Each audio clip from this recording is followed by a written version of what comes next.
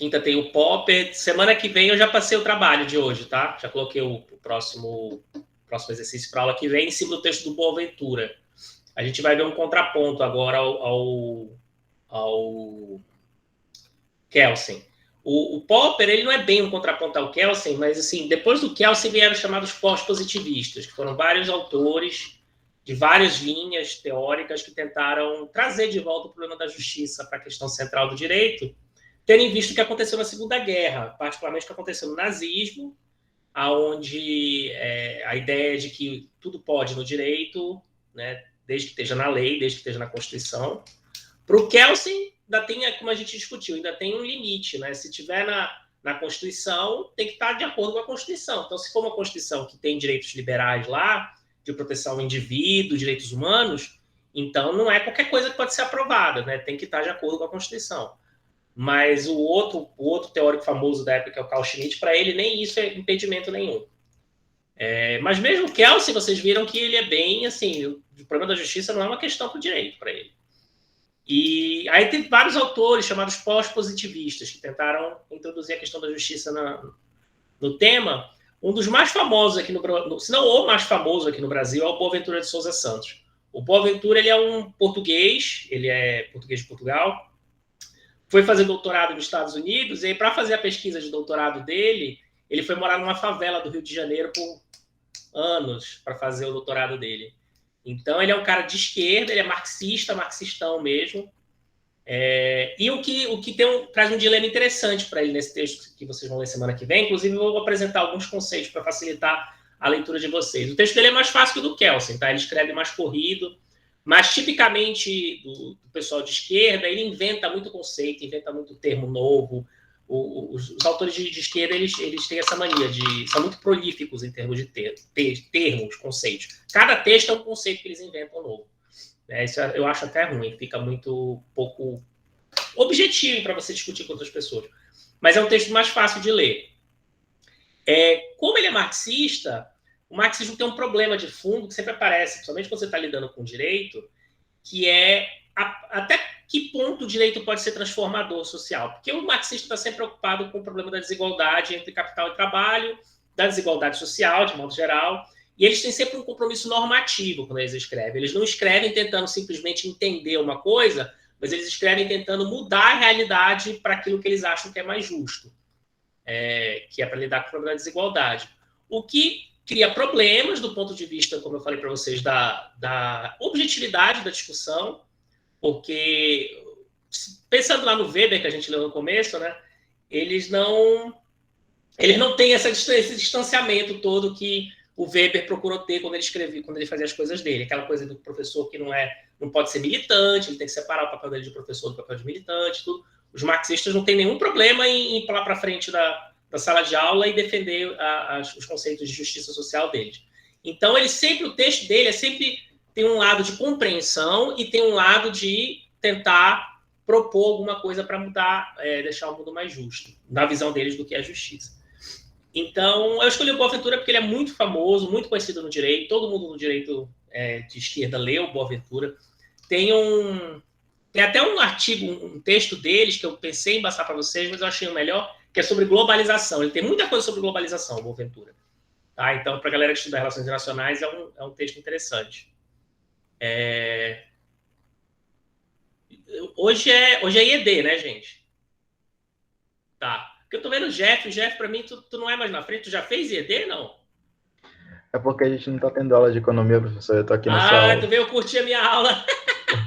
Tá. Aí eu falei, puta, mas será que eu preparei a aula errada? Então, mas assim, o Boaventura não é o único, tá? Existem outros autores liberais também, que fazem uma tentativa de recuperar o papel da justiça no direito.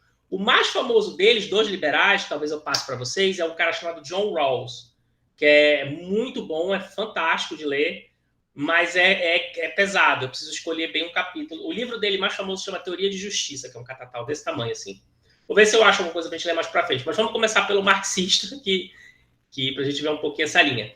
Então, o marxismo ele tem um problema de fundo, né, quando lida com direito, que é, na visão clássica do Marx, o Estado não é nada mais do que uma criação a serviço da reprodução do capital.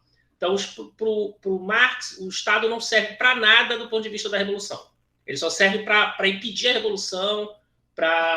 Nas palavras do Marx, o Estado é uma superestrutura por cima da estrutura. A estrutura é a economia. O que importa é a economia para o Marx. O Estado está a serviço dos poderes postos, né, da hegemonia que está colocada. Então, é um problema. O próprio Marx tem textos onde ele vê algum vislumbre de papel emancipador para o direito, que é principalmente no 18 do Brumário, que é um livro dele que ele fala sobre a Revolução de 1836, se eu não me engano, na França. A Revolução, não é a Revolução, perdão. Golpe, a ditadura militar do Napoleão III. Né? Porque o Napoleão não foi o único Napoleão, teve um outro Napoleão depois que virou presidente da República, se não me engano, sobrinho dele, que depois tentou dar um golpe de Estado e falsificou as eleições para chegar ao poder. Burlou, né, as eleições para conseguir chegar ao poder. E aí o Marx discute esse evento no texto do 18 do Brumário dele, e nesse caso ele vê um pouquinho o papel transformador da democracia, porque a questão toda era sobre as eleições, então a esquerda ia vencer as eleições, e aí para impedir que a esquerda chegasse ao poder, a direita, os liberais deram um golpe na França e colocaram Napoleão III lá como ditador. Tipo o que aconteceu no Chile com Pinochet. Os liberais tendem a esquentar a cama para os fascistas, viu, às vezes. Né? Tem toda uma discussão agora com o negócio da Lava Jato e do Moro, que era meio que os liberais esquentando a cama para os fascistas chegarem no poder, que seria o Bolsonaro. Então tem uma coisa histórica nisso daí, tá? Da direita, dos liberais falarem que são a favor dos direitos individuais, mas quando o assunto bate na carteira deles, eles chamam a ditadura.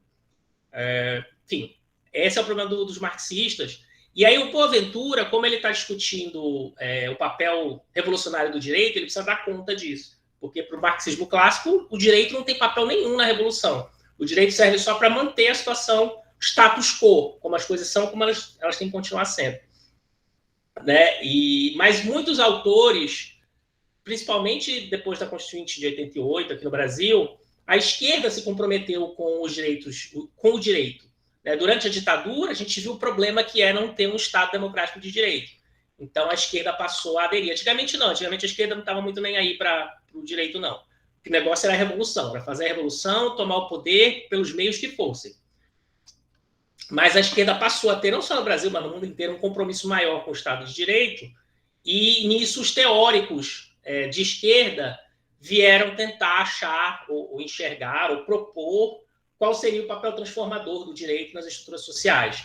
Nesse ponto, eles trazem de volta o problema da justiça, porque para o marxista ele vai sempre discutir justiça social. Então, o texto do Boaventura vai ser bom para isso, tá? Mas eu quero que vocês tenham isso em mente, que ele é marxista, que ele está preocupado mesmo com a revolução social, não é com o direito. E aí ele vai tentar ver qual é o papel do direito na revolução social. Alguns conceitos que vão aparecer, ele fala em dialética, às vezes. Dialética é como o marxista pensa. Porque como é que é a explicação dialética do Marx? Dialética é uma forma de explicar o mundo que foi cunhada pelo filósofo... Me falhou agora o nome do cara. Que é em quem o Marx se baseia. Mas, enfim, é uma forma de explicar o mundo onde você tem o real, a sociedade e a teoria. Né? Você tem a realidade e a teoria. E a teoria e a realidade estão sempre se confrontando. E aí é assim que o mundo evolui. A teoria explica a realidade, explica o potencial de mudança, aí a realidade muda e a teoria volta a subir de novo. Aí é um papel, essa é uma discussão dialética que eles chamam, de confrontar a teoria com a realidade. Tá? O Rawls eu vou ver se eu dou para vocês. O Rawls é lindo de ler, eu gosto muito, mas é um catatau desse tamanho, eu tenho que escolher bem qual é o texto que eu vou dar dele para vocês. Vamos ver os trabalhos de vocês, como é que estão. Eu não corrigi de novo cada prova, estava fazendo a prova do concurso, aí realmente não tive tempo esses dias. Mas eu vou voltar a pegar para ler os trabalhos de vocês logo mais. Vamos ver aqui.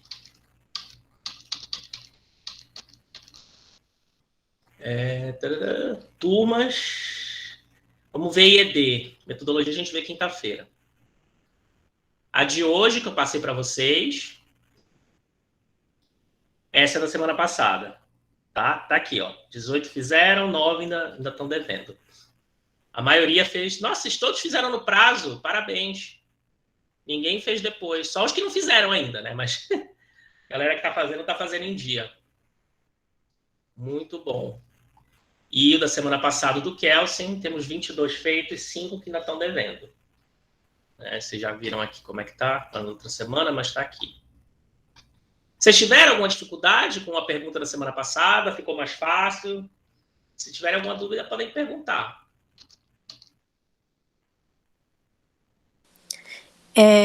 Da semana passada, o senhor quer dizer do justiça no positivismo, né?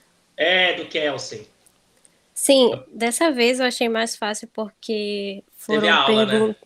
Teve a aula e as perguntas foram mais estruturadas e assim, teve como a gente ter um norte, assim, para guiar o texto.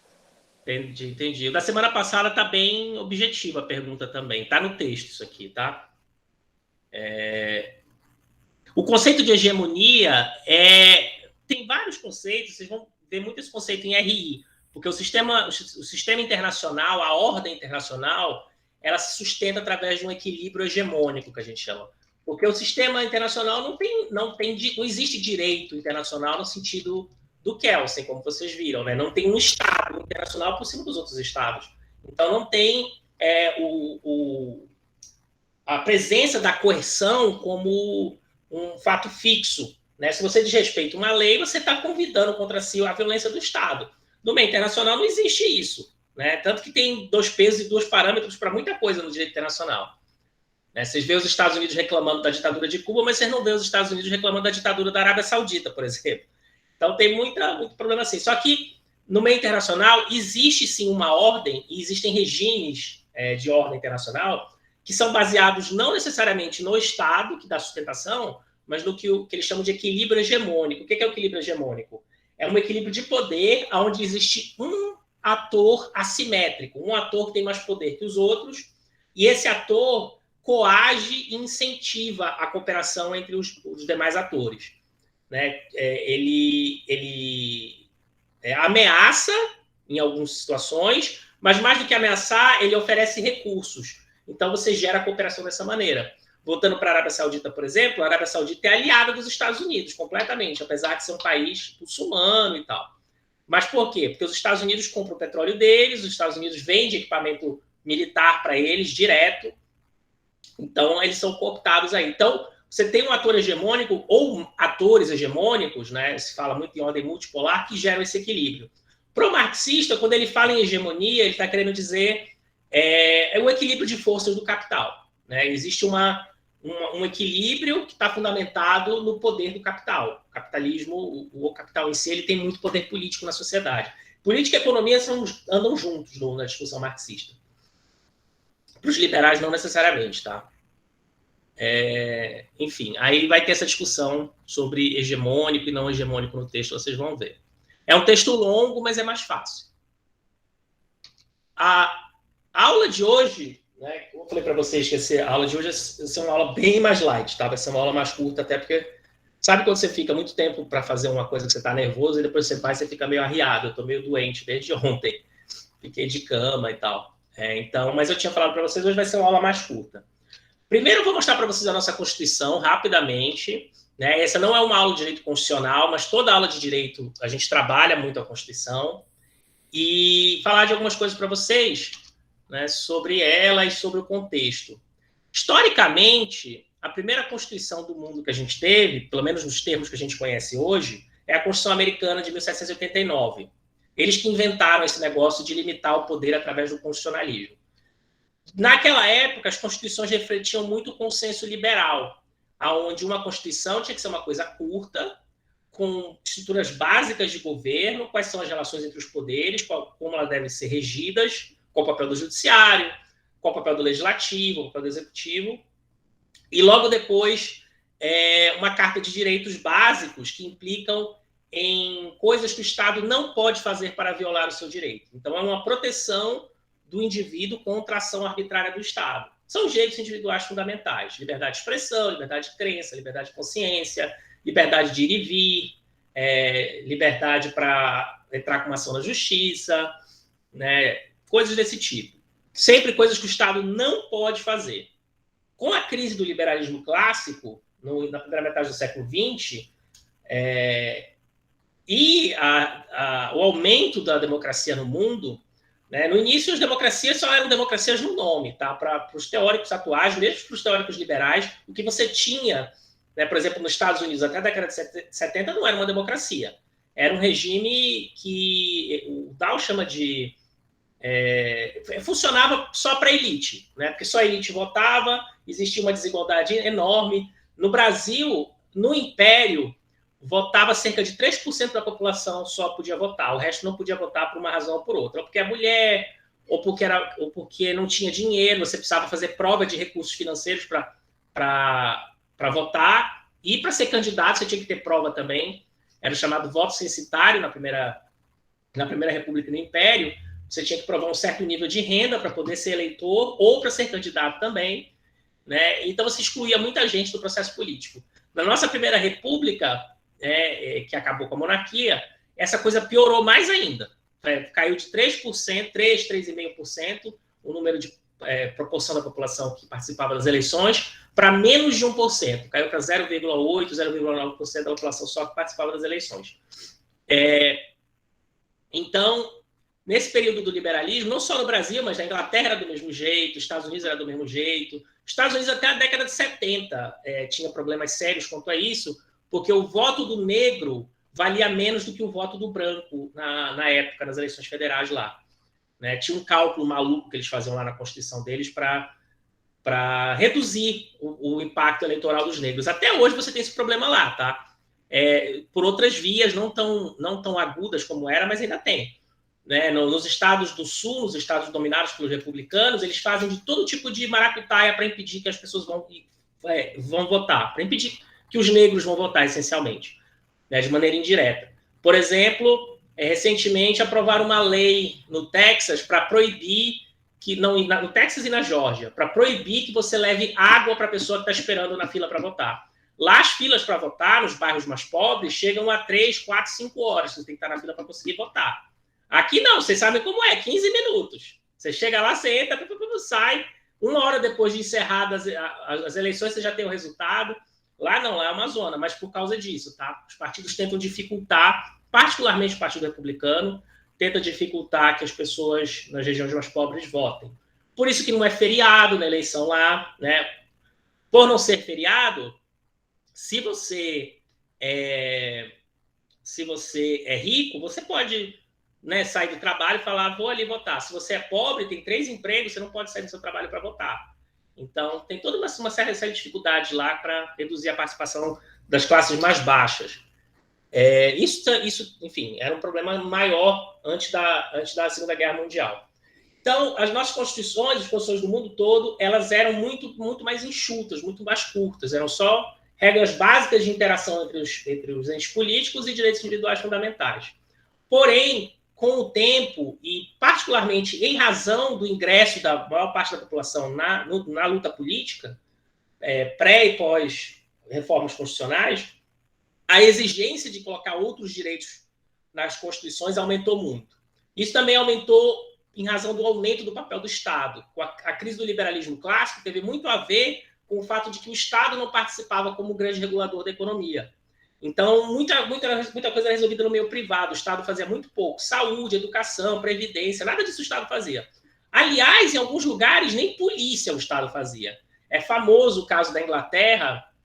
A City Londrina não teve uma polícia, uma força policial, por muito tempo. Só no final do século XIX que foi ter uma polícia, né, financiada, patrocinada pelo Estado. Até então, cada um se virava como podia. Você tinha seguradoras privadas que você pagava para a pessoa te proteger, mas o Estado mesmo não oferecia polícia pública. Não oferecia corpo de bombeiros, lá não tinha bombeiro. Então, se você queria que seu prédio fosse protegido em caso de incêndio, você tinha um selo que você pagava para uma seguradora, ela colocava o selo no seu prédio, se tinha um incêndio, ela mandava lá alguém apagar. Agora, se o seu vizinho estivesse pegando fogo, ninguém ia resolver. Até hoje, na cidade, você encontra esses selos em alguns prédios. Então, o liberalismo, né, por uma série de razões, entrou em crise, por falta de regulação da economia, a economia se descontrolou e Após isso, vieram as duas guerras, a Primeira e a Segunda Guerra Mundial, também tem a ver com essa crise, e aos poucos o Estado foi aumentando o seu papel no mundo privado. Regulação do trabalho, regulação da previdência, saúde, educação, tudo isso que vocês sabem que a gente tem hoje em dia. Isso com muita luta política e com o aumento do sufrágio universal. Né? Frente a isso, as constituições aumentaram muito de tamanho também, incluindo novos direitos. A nossa é particularmente pródiga, tá? A nossa é muito grande. Se vocês olharem aqui, vocês vão ver que é uma Constituição muito grande. Vocês vão estudar isso aqui em direito constitucional, então eu não vou adiantar muita coisa não, tá? Mas é uma Constituição muito grande a nossa, particularmente grande, comparativamente grande, que eu já comparei ela com outras de outros países do mundo. A nossa é acima do normal, tá? E, além disso, a nossa é muito emendada. Ó. Estamos na emenda 100... Não é nem... Quantas emendas a gente tem? Deixa eu ver. 112 emendas constitucionais já, de 88 para cá. Pra vocês terem uma ideia, a Constituição americana tem 27. Do século XVIII até hoje. Né? E outras constituições do mundo... A nossa é particularmente pródiga em emendas. Ela é muito alterada ao longo do tempo. Tem sido muito alterada, por explicações que vocês vão saber na aula de constitucional. Por enquanto aqui eu não vou explicar para vocês isso. Mas ela é muito grande. E, como a gente estudou com o Kelsen, tudo tem que obedecer à Constituição. Né? Tudo está num esquema de pirâmide. E a Constituição está no topo da pirâmide. O que eu queria explicar para vocês hoje de maneira mais detida é a organização do Poder Judiciário, que vocês não devem saber ainda. Nos Estados Unidos, para de novo usar um ponto de comparação que eu acho interessante, a Constituição Federal, o sistema americano, ele é muito simples na hora de explicar o judiciário. Lá, se você viola uma lei federal, quem vai julgar, quem vai aplicar a lei federal é a Justiça Federal. Se você viola uma lei estadual, se você vai contra uma lei estadual, quem vai aplicar a lei estadual é a Justiça do Estado. Então, é muito simples. Lei federal, Justiça Federal. Lei estadual, Justiça Estadual. Você tem isso muito bem dividido. Isso tem a ver com o federalismo americano, que é um federalismo que como os autores chamam, foi um federalismo come together. Os estados que formaram a federação. O federalismo brasileiro é um federalismo muito mais centralizado. Né?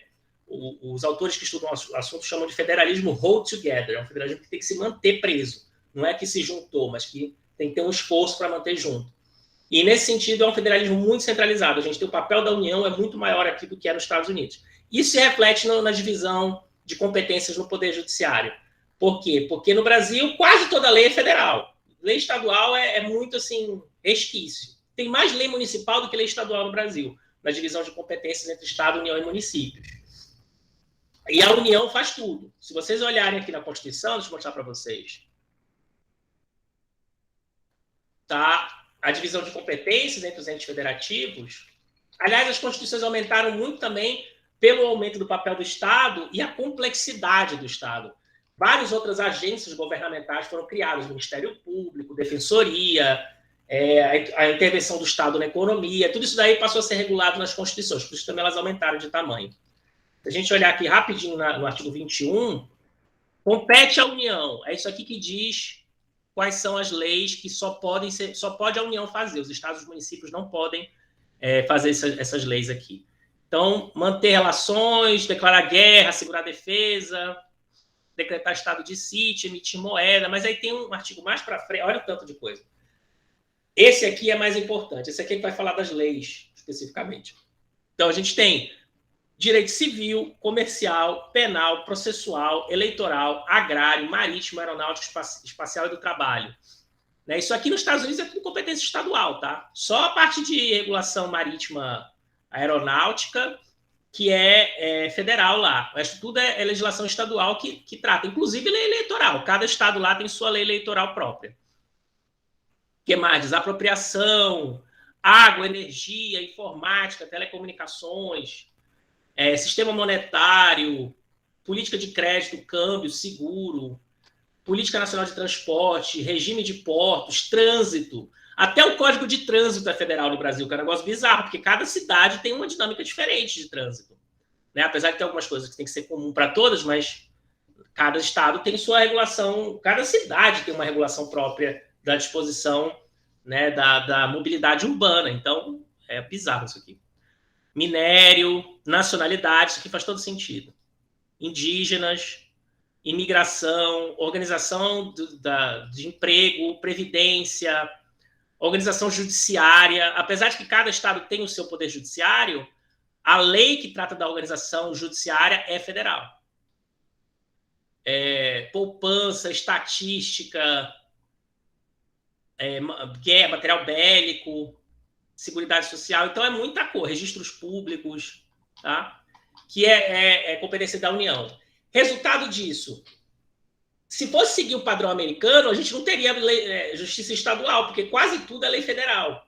Mas a gente tem justiça estadual, só que no Brasil, a justiça estadual aplica a lei federal também. O grande exemplo disso é o Código Penal. Né? Se você comete um crime, via de regra, você vai ser julgado na justiça estadual, apesar de que o Código Penal é uma lei federal. Então, as regras de divisão de competências no Brasil são muito mais complicadas por causa disso. Aí você tem... depois eu vou mostrar o organograma do Poder Judiciário para vocês. Mas você tem a divisão, deixa eu achar aqui, de competências entre federal, estadual e as justiças especiais, chamadas justiças especiais mesmo, que é justiça eleitoral, justiça do trabalho, justiça militar. São essas três as justiças especiais. Todas as três são federais, mas não é a chamada justiça comum federal. Você tem a justiça comum federal e essas três justiças que são especializadas. Primeiro, vamos ver a divisão entre justiça estadual e justiça federal. Como é que se regula? A regra é a justiça estadual, tá? Se você... Qualquer coisa vai ser, via de regra, vai para a justiça estadual. É a que tem a maior movimentação no Brasil. A exceção é a justiça federal. E como é a justiça federal? A exceção, vamos achar aqui, peraí. 2 juízes federais, tá? Ai, caramba.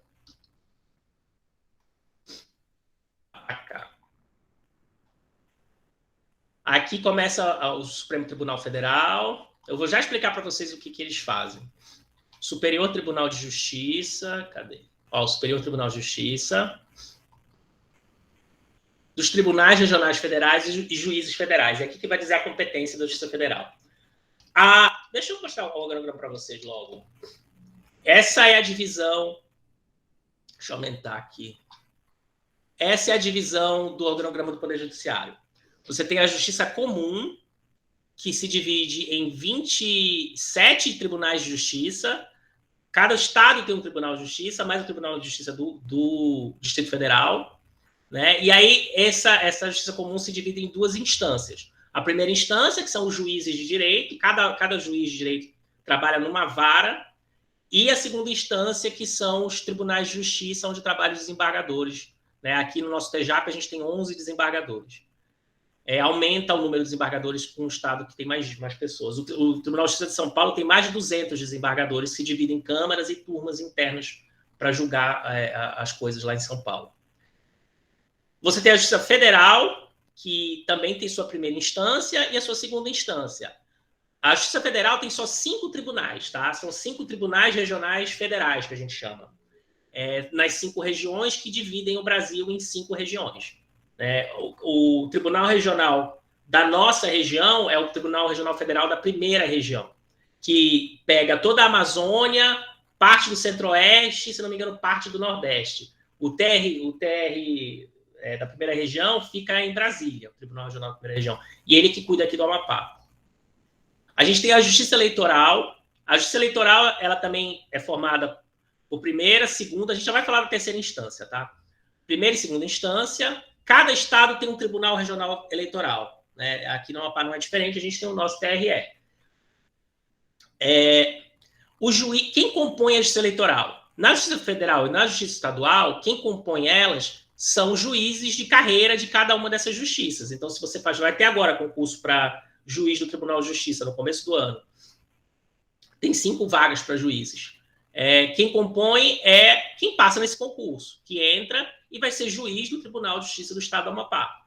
Se você passa no concurso do Tribunal da Justiça Federal, você vai ser juiz do Tribunal Regional Federal daquela região que você passou. A Justiça Eleitoral, não. A Justiça Eleitoral ela funciona com juízes convocados. Então, parte da Justiça Eleitoral é composta por juízes da Justiça Comum, parte da Justiça Federal e também tem membros da advocacia e membros do Ministério Público aqui dentro, que são convocados para atuarem como juízes, né, nas varas, ou como desembargadores na segunda instância. Também é composto por convocados.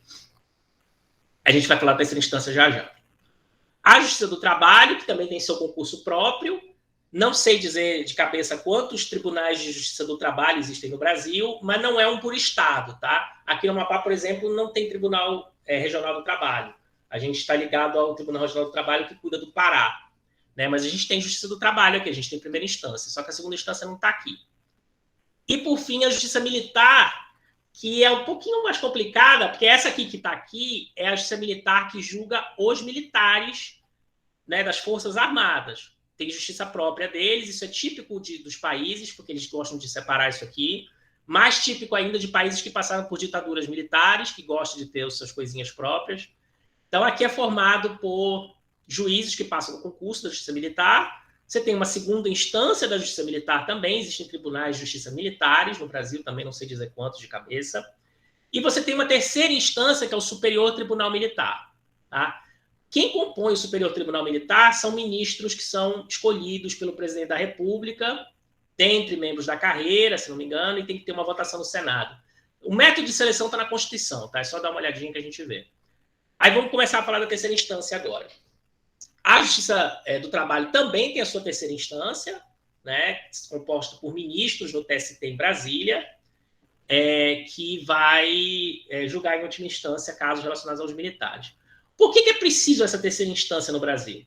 Isso tem a ver com o fato de que, como você tem diferentes tribunais, Brasil afora, que aplicam a mesma lei, eles podem dar interpretações diferentes àquela lei.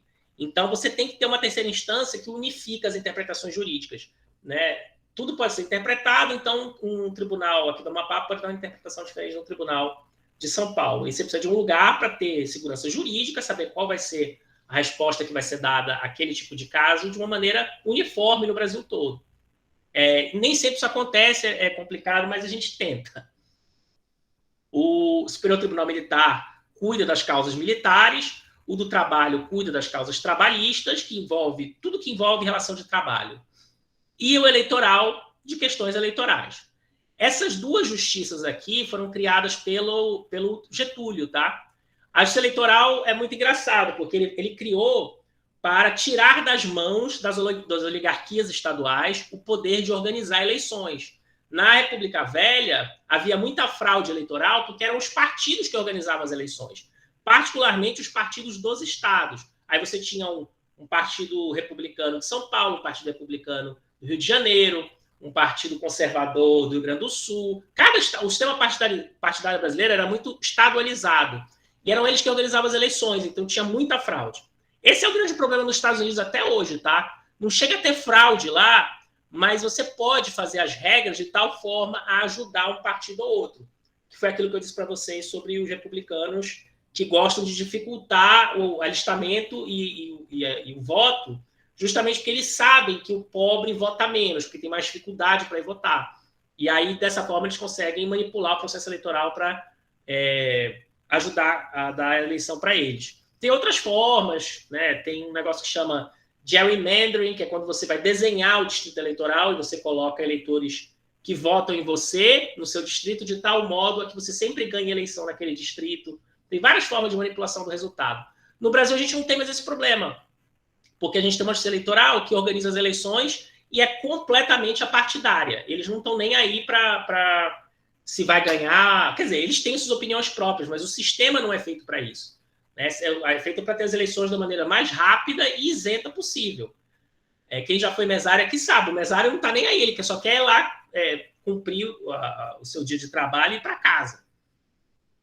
Então, você não tem esse mesmo problema. O Getúlio fez isso para tirar das mãos das oligarquias locais o poder de controlar as eleições. A Justiça do Trabalho foi para tentar regular a luta trabalhista entre capital e trabalho e enfraquecer, assim, os movimentos sociais, os movimentos sindicais, que buscavam lutar por direitos trabalhistas. Quando ele fez isso aqui, não foi porque ele é bonzinho, não. Foi para tirar das mãos dos sindicatos o poder de barganhar a luta trabalhista, ou enfraquecê-lo, pelo menos. Né? Os sindicatos no Brasil, hoje em dia, são regulados pelo Ministério do Trabalho. Em outros países não é assim. Os sindicatos se formam como eles querem. Aqui no Brasil, você pode ter um sindicato por categoria, por base territorial. Então, tem uma série de limitações. E a Justiça do Trabalho é mais uma dessas limitações que foi criada para reduzir o poder dos sindicatos na luta trabalhista. Aí vamos para essas aqui, que essas aqui são as mais complicadas, as mais importantes. Porque isso aqui que julga tudo. Isso aqui é café pequeno, tá? Em termos de movimentação processual no Brasil. É isso aqui que pega o grosso. E aí o problema de você ter uma terceira instância é mais agudo aqui. Porque você tem, particularmente nos tribunais de justiça dos estados, você tem 27 tribunais interpretando a lei. Então você tem 27 interpretações diferentes da lei, potencialmente. E aí é para isso que serve o STJ, para unificar a interpretação sobre a lei federal. São 33 ministros no STJ, a maioria deles juízes de carreira, escolhidos, indicados, né, pelo presidente da República, com aprovação do Senado, e você tem um sexto que ingressa a partir da magistratura ou do Ministério Público. Tem uma vaga lá que é sempre, uma vez é do Ministério Público, aí quando o cara se aposenta, vai para a OAB, aí quem escolhe é a OAB. Então, são 33 aqui. E em cima de tudo isso aqui, você tem o Supremo Tribunal Federal, né, que é uma espécie de quarta instância hoje em dia no Brasil, dado o grau de recursos que sobem para o STF, que também é uma coisa normal. O nosso STF, a última vez que eu chequei, julgava por ano mais de 80 mil casos por ano. Você imagina que é uma carga de trabalho dessa, 80 mil decisões por ano que tem que produzir.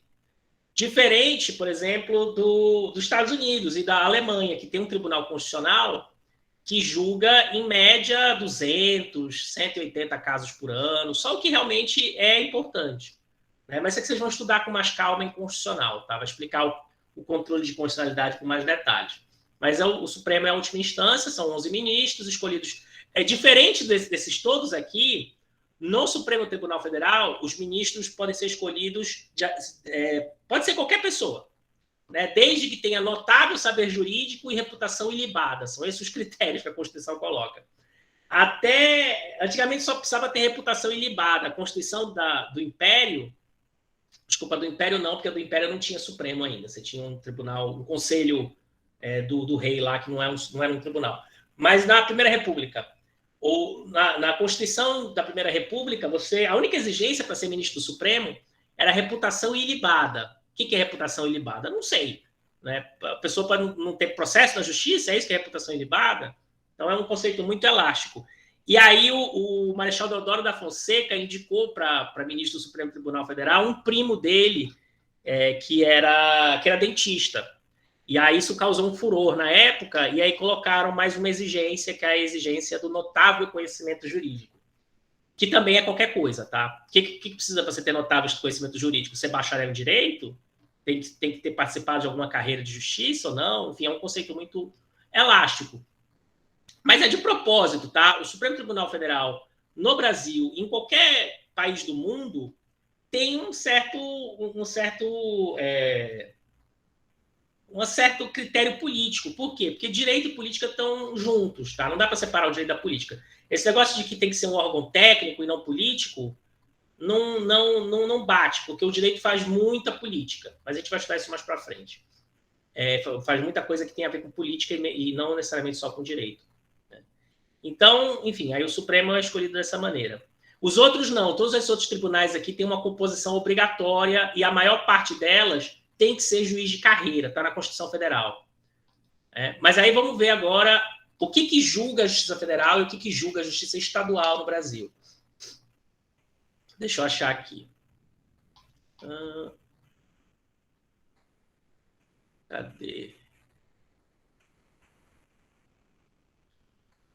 Cadê? Eu tinha separado.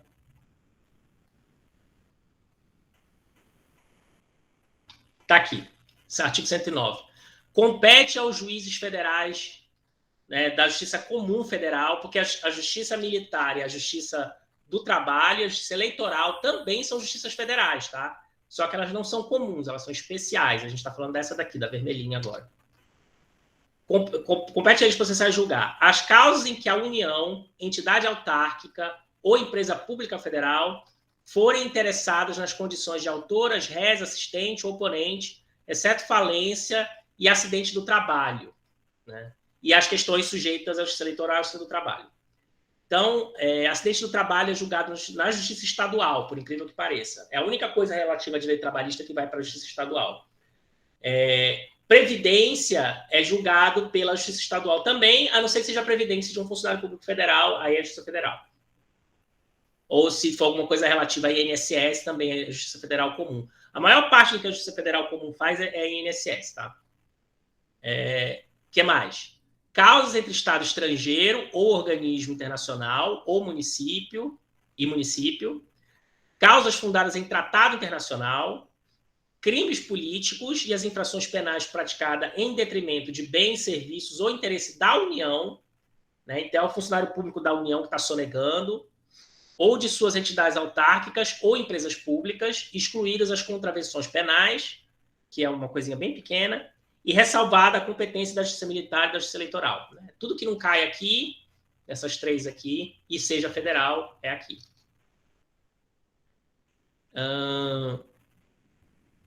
Os crimes previstos em tratado ou convenção internacional, quando iniciada a execução no país, o resultado tenha ou devesse ter ocorrido no estrangeiro ou reciprocamente. Isso aqui tem uma discussão grande, por exemplo, sobre crimes na internet, se é a Justiça Federal ou se é a Justiça Estadual, né? Tem a ver com esse dispositivo aqui. As causas relativas a direitos humanos, a que se refere o parágrafo 5º desse artigo. O que é o parágrafo 5º? O parágrafo 5º, vocês vão estudar também mais para frente, ele foi criado pela emenda constitucional número 41, que é a emenda da reforma do judiciário. Por uma razão de que o Brasil estava sendo muito cobrado internacionalmente em crimes de grande repercussão de direitos humanos, e a União não conseguia dar uma resposta, porque esses crimes são julgados, via de regra, na justiça estadual. Se eu mato uma missionária que está tentando fazer reforma agrária no interior do Pará, é crime de homicídio, como qualquer outro crime de homicídio. Isso é julgado pela justiça estadual. Só que o Brasil era cobrado internacionalmente para dar uma resposta àquela situação. E os tribunais de justiça estaduais eram muito mais, digamos assim, coniventes com crimes, particularmente se os crimes eram cometidos por policiais, por forças policiais, tá? Os tribunais regionais estaduais são muito mais ligados à estrutura da burocracia do Estado e conhecem o comandante da polícia, conhecem, né, o comandante da polícia militar, eles são todos, tem um certo conchavo ali complicado. Fora isso, se são crimes que vão a tribunal do júri estadual, que são somente os crimes dolosos contra a vida, que é o caso desse que eu falei para vocês, a própria população local também está muito parcial em razão da repercussão do crime. O fato é que muita coisa que ia para a justiça estadual não era julgado a contento, né? Você tinha muito criminoso na área de direitos humanos, ou que não era localizado, ou que era localizado, mas julgado inocente. E aí a União, através da emenda constitucional 45, não é 41, é 45, perdão, criou a figura da avocação, da avocatória, que, por pedido do Procurador-Geral da República, você pode tirar um crime de grande repercussão na área de direitos humanos da Justiça Estadual para a Justiça Federal. E é isso que é essa linha, esse inciso 5A desse artigo, tá? São esses crimes de direitos humanos aqui. Quais são esses crimes? Qualquer um que o Procurador-Geral da República quiser. É muito pouco usado. Até hoje, acho que 9 ou 10 casos só que o Procurador-Geral da República pediu para tirar da Justiça Estadual aquela discussão e levar para a Justiça Federal, justamente por ser uma justiça mais independente, né? Os juízes federais, eles mudam de estado muitas vezes, não ficam só num lugar, não tem aquela ligação com a elite local que tem os juízes estaduais. Pelo menos essa é a ideia. E dessa forma, é possível que o Brasil dê uma resposta maior às críticas internacionais de que não está sendo feito justiça numa questão de direitos humanos. Inciso 6, crimes contra a organização do trabalho, né, escravidão, e nos casos determinados por lei, contra o sistema financeiro e a ordem econômica financeira. Habeas corpus, em matéria criminal de competência da Justiça Federal.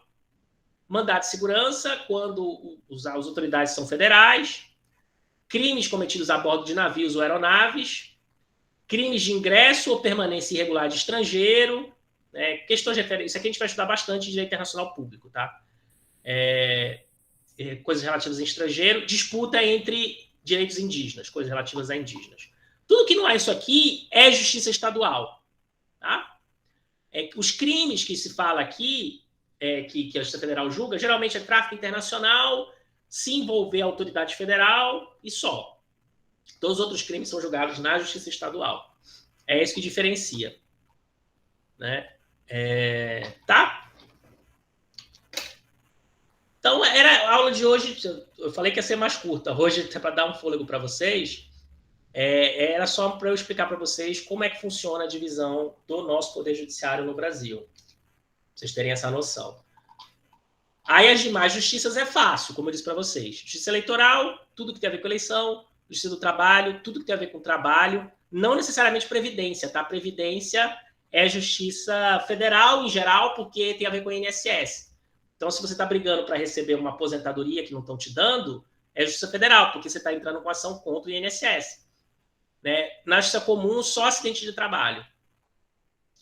E justiça militar, tudo que tem a ver com militares das Forças Armadas. Existe uma justiça militar estadual, muitas vezes.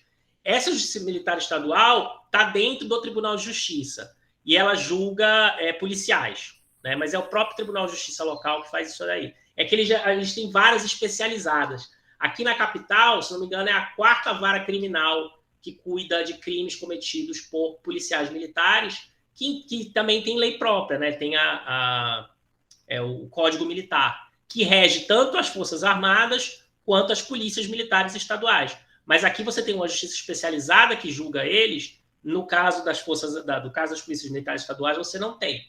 É a justiça comum. Às vezes tem uma vara especializada, mas é dentro do Tribunal de Justiça que cuida disso. Antigamente você tinha tribunais de justiça militar estadual, mas eles foram abolidos pela Constituição de 88. Nessa tentativa de parar de dar tratamento especial para os militares quando eles cometem crimes, né? Porque você gerava também problema de conchavo burocrático aí. Tá bom? Dúvidas? Não é tão simples, tá? Tá na lei as regras, mas, por exemplo, o caso que eu falei para vocês sobre internet.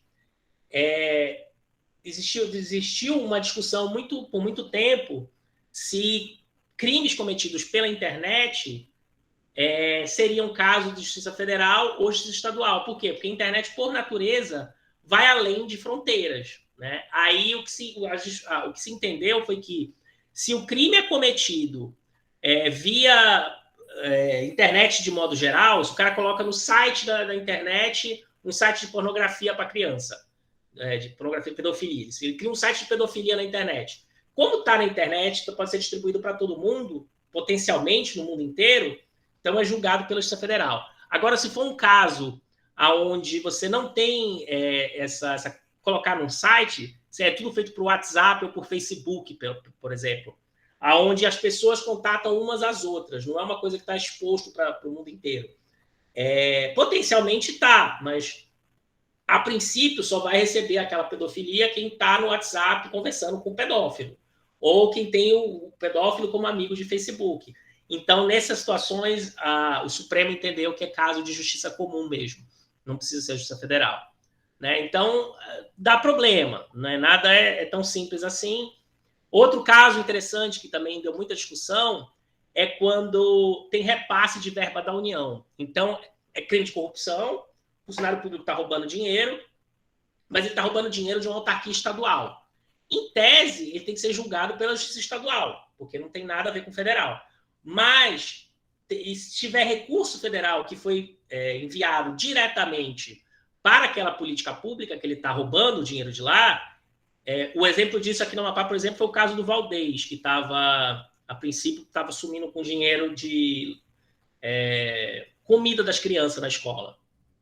Tem uma verba que vem do governo federal para comprar almoço para as crianças no colégio público. E aí, em razão disso, deslocou-se a competência para a Justiça Federal. Por quê? Porque tinha dinheiro da União. Então, mas tinha essa discussão, se ia ser da União ou não, porque o dinheiro era da União, mas o crime foi cometido numa autarquia estadual, não tem nada a ver com a União. Então, mas aí entende-se que a União pode, sim, julgar esses casos. Aí vai para a Justiça Federal. Isso gerou muita coisa em termos de combate à corrupção, porque a Justiça Federal é mais bem equipada, a Polícia Federal é mais bem equipada para investigar, mas também porque tem menos tráfico de influência quando envolve a Justiça Federal, pelas mesmas razões que eu falei para vocês do caso de direitos humanos. O juiz federal não está nem aí para a elite local. Ele passa 3, 4 anos num estado, depois vai para outro. Então, tem uma certa distanciamento maior aqui. Então, a regra é essa que vocês estão vendo aqui no 109, né, do que está aqui, mas é possível você ter disputas. Se tem um Tribunal de Justiça Estadual que se julga competente e um Tribunal de Justiça Federal que também se julga competente para julgar um caso, isso precisa ser resolvido. Quem vai resolver isso é quem está acima dos dois. Quem está acima dos dois é o Superior Tribunal de Justiça. Né? Esse aqui, que vai resolver problemas de competência que envolva esses dois aqui. Se o problema de competência envolver essas instâncias com essas, isso vai ser resolvido no Supremo Tribunal Federal, tá? É isso que eu queria passar para vocês hoje só, tá? Só para vocês entenderem a estrutura interna do Poder Judiciário, ter essa visão um pouco mais ampla da nossa Constituição Federal, que a gente vai olhar em direito constitucional com mais detalhes, e isso, tá? Semana que vem a gente vai ficar com o Boaventura. Peço perdão para o Jeff, que hoje foi uma aula mais curta. Ele estava empolgado para ver a aula de hoje. Fala, Thalissa. Professor, desculpa, porque eu entrei um pouquinho tarde para a internet. Aí eu só cheguei só falando do texto do Boaventura, só que eu quero saber se é para ler ele todo para responder. É para ler ele todo. Vamos olhar aqui o tamanho dele. Ele é um textinho maior, não é grande, não é um livro, é só um artigo, mas mesmo assim, deixa eu abrir aqui.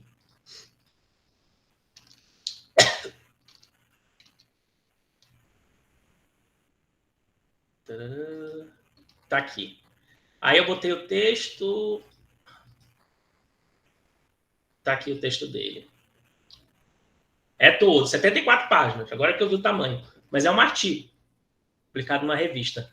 Anormalmente grande. Artigo de revista costuma ter entre 30 e 40 páginas, 45. Artigo 64 é muita coisa. Mas é isso aí mesmo. É o texto todo.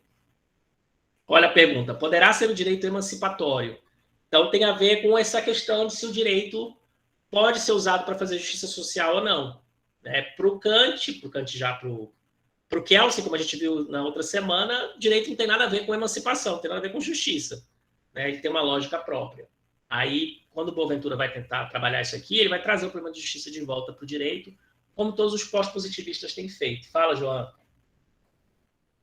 Sem querer, professor. Ah, tá. É todo.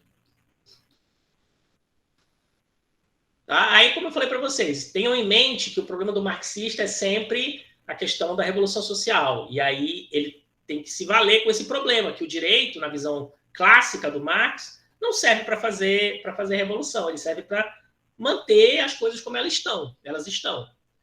Né? Mas com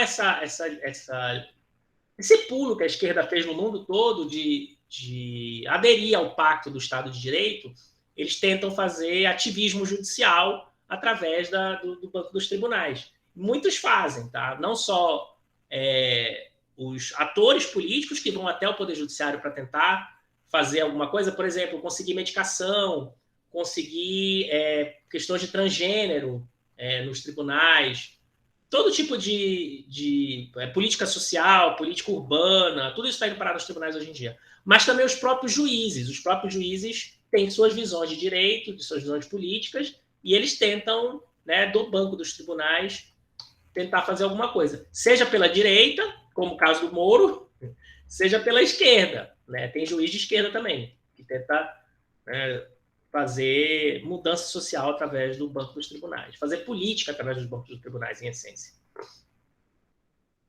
Outro ponto interessante aqui, vocês vão ver ele falando em teoria crítica.